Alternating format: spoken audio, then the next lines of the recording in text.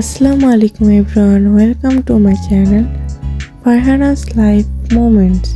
আরেকটি নতুন ভিডিও নিয়ে চলে আসলাম। আজকে আম্মু পয়সা পিঠা বানাবে। প্রতি বছরই এই সময় আম্মু সবসময় এই পিঠাগুলো বানায়, এবারও তার ব্যতিক্রম করেনি। এবছরও আমাদের পয়সা পিঠা বানানো হচ্ছে। পিঠাগুলো সিদ্ধ করার জন্য পানি গরম করে নিয়েছিল, সেখান থেকে গরম পানিগুলো চালের গুঁড়োর মধ্যে মিশিয়ে নিচ্ছে। অল্প অল্প করে পানি দিয়ে চালের গুঁড়োকে মিশিয়ে নিচ্ছে, যাতে পানি বেশি না হয়ে যায়। পানি বেশি হয়ে গেলে ডোটা ভালো মতো হবে না, সেই জন্য অল্প অল্প করে পানি দিয়ে সফট একটি ডো বানিয়ে নেবে।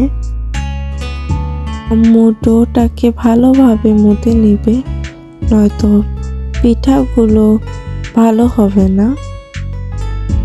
আম্মু প্রায় 2 কেজি পিঠা বানাবে, সেই জন্য আরেকটি পাত্রের মধ্যে সেমভাবে ডো বানিয়ে নেবে। এতগুলো পিঠা বানানোর কারণ আমাদের আত্মীয় স্বজনকে দেওয়া হবে। পিঠাগুলো খেতে ভীষণ মজা, তাই প্রতি বছরই বেশি বেশি করে বানিয়ে রাখে।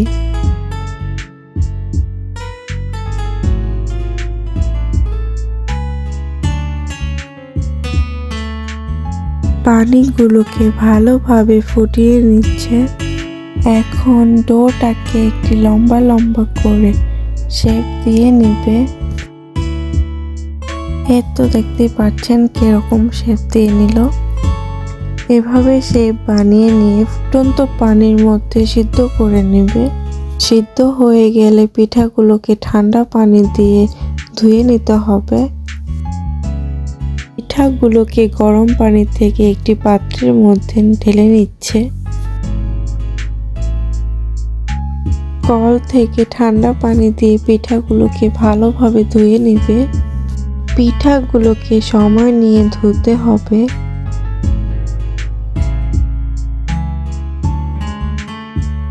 পিঠাগুলোকে ভালোভাবে ধুয়ে ঠান্ডা করে বাতাসে শুকানোর জন্য রেখে দিতে হবে। উপরে যাতে কোনো ময়লা না পড়ে সেজন্য ঢেকে রাখা হয়েছে। পিঠাগুলোকে সারা রাত রেস্টে রাখার পর সুন্দর করে চিকন চিকন করে কেটে নিচ্ছে। এভাবেই একটা একটা করে পিঠাগুলোকে কেটে নিতে হয়। সবগুলো কাটা হয়ে গেলে রোদে শুকানো হয়। একদিনে মোটামুটি অনেকটাই শুকিয়ে আসে। যদি রোদের তাপ বেশি থাকে তাহলে নয়তো অনেকটা সময় লাগে শুকানোর জন্য। তো একদিনে অনেকটাই শুকিয়ে আসছে। এভাবে 2-3 দিন রোদে শুকানো হয় পিঠাগুলোকে রোদে ভালোভাবে শুকিয়ে সেগুলোকে সংরক্ষণ করা হয়।